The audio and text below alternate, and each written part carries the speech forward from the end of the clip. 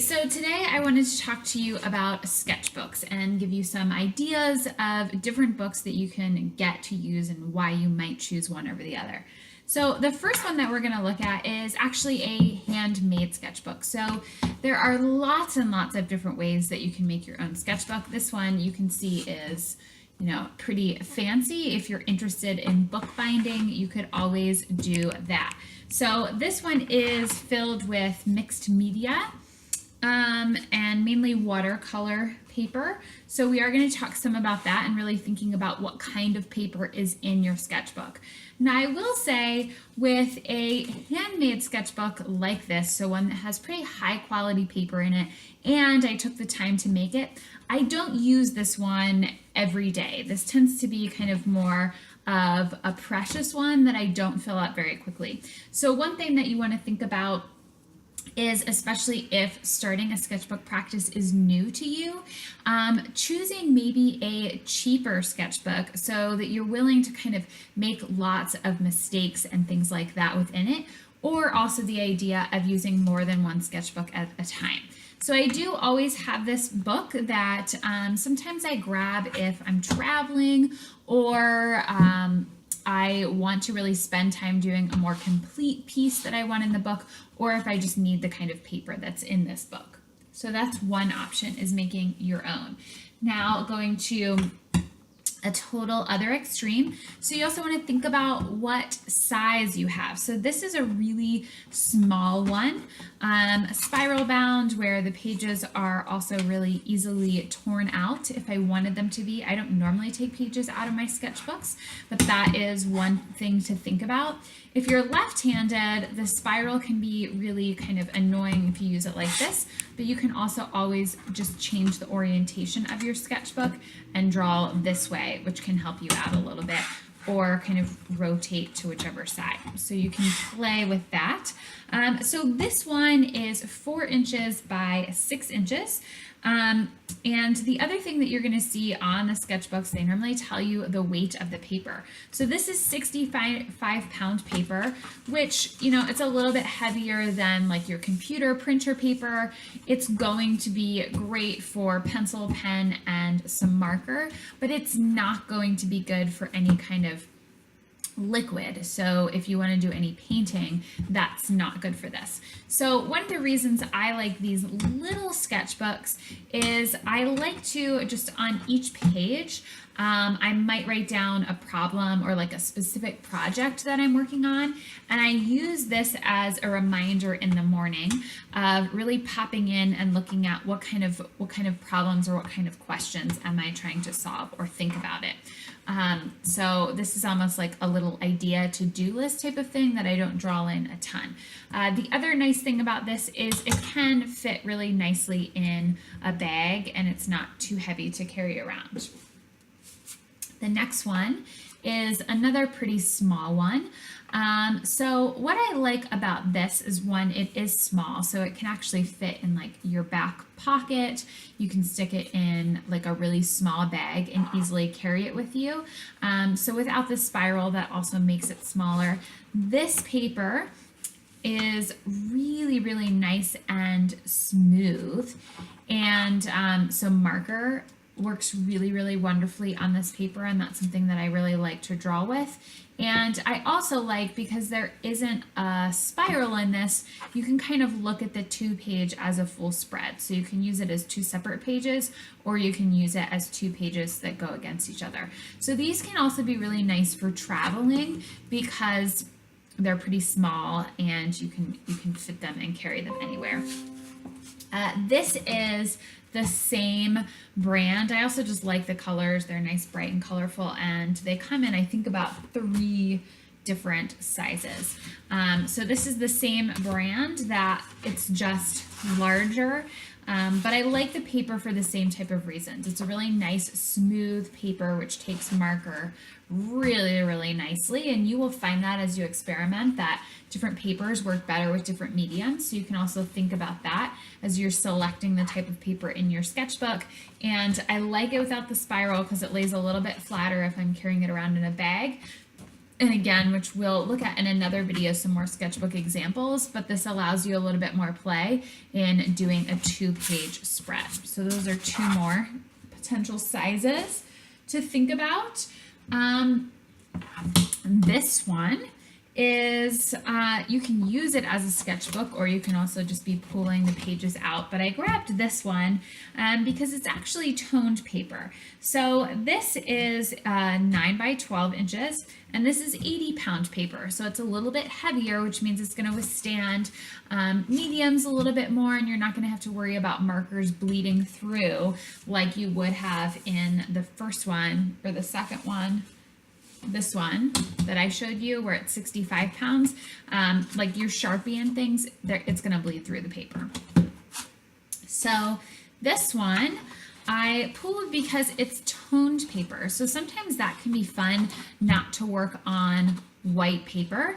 One, it also just allows you, if you like drawing in like white marker, color pencil, compressed charcoal, things like that, you can actually bring that in on this paper. So this gives you a little bit of a variety, and the paper has some of its own texture and things in it, which can be fun as well. So this might be one as well that's not your like everyday sketchbook, that you just pull out when you really want to play with some of those mediums or colors that are going to look better on toned paper. And remember, you don't need in any way, shape, or form to buy all of these. I just want you to think about your options and then understand why you might choose one over the other. So this one, and I do really love hardcover ones. They just feel a little bit more special, and because I carry them around everywhere, they tend to hold up a little bit better, but they also are more expensive. What I normally do is kind of hold out for when the store has a sale, and then I buy a couple of them at a time. So this one that we're looking at, this is 7 by 10 inches, which is also a nice kind of travel carry around size. And this paper is 138 pounds, so it continues to get heavier. So this paper is considered multimedia paper, and what that means, and that's part of the reason that it's 138 pounds, and if you could feel it, it's substantial. You'll also be able to see it's not totally smooth. There's a little bit of grit to it. And the other thing I like about this paper is the edge that makes it really easy, that you can rip it out if you want to and have a nice clean edge. So multimedia paper is really a great thing to have in your sketchbook because it's going to take a lot of different mediums.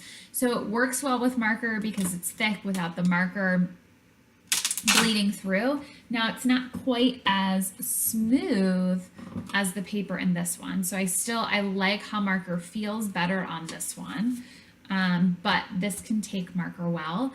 This can also, you can draw on it with pen or pencil, but because it's heavier weight, you can also use paint.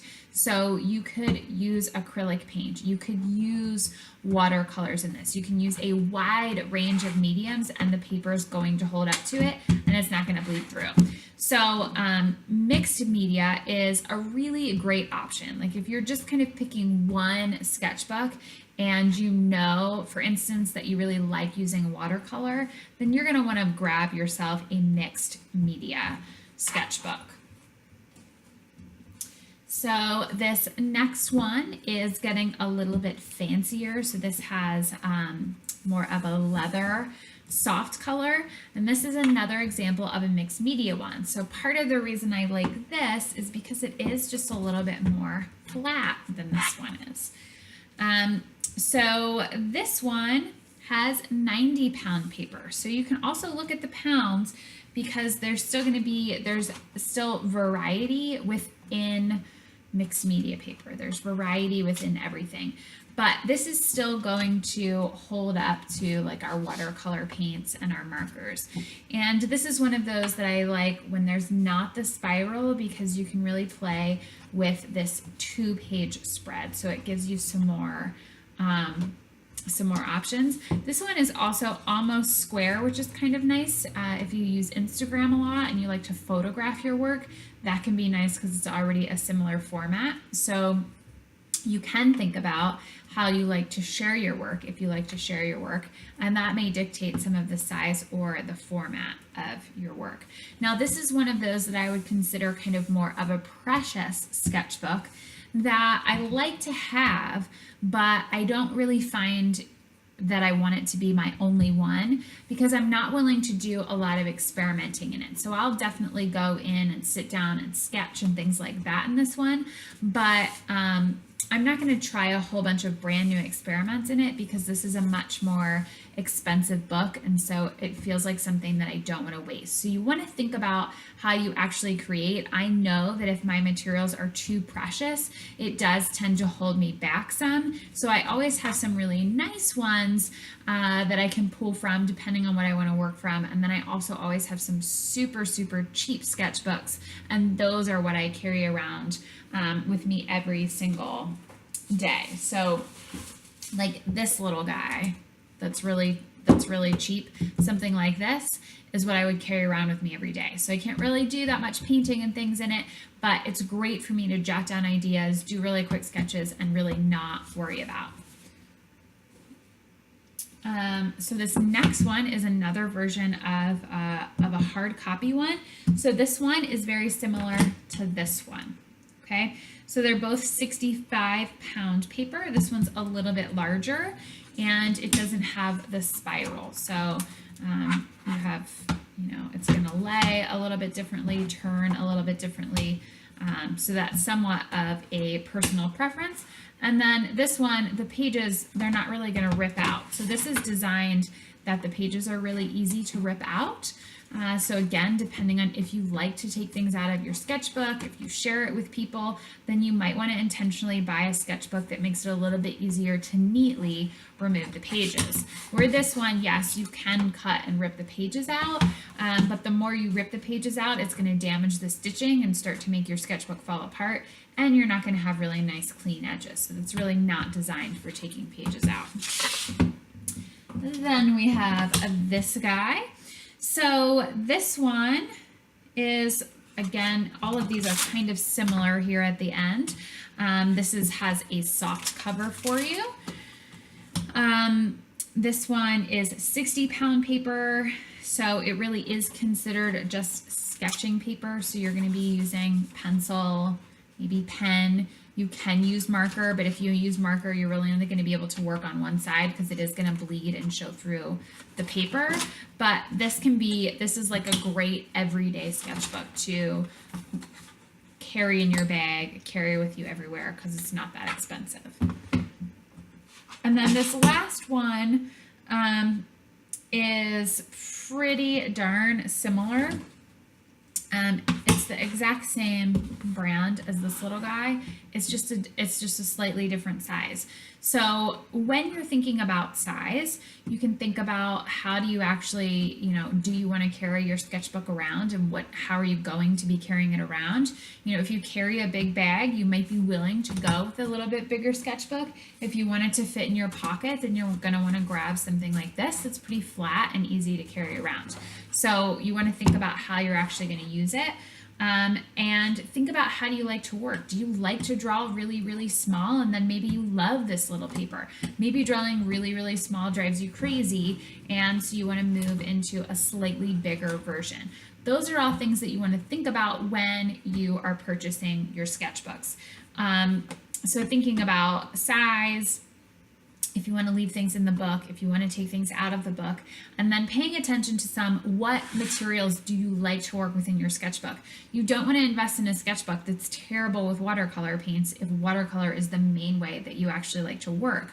Or if you really, really love working with marker, then you might want to go ahead and get one of the books with just a really great smooth paper that works wonderfully with marker. So those are some things that you want to think about. In the next video, I'm going to show you some examples of sketchbooks and give you a little bit more idea of sometimes when I was saying why I like it with the double spread that we can play with here versus how the spiral actually impacts the page, to continue to help you decide what sketchbooks might be best for you.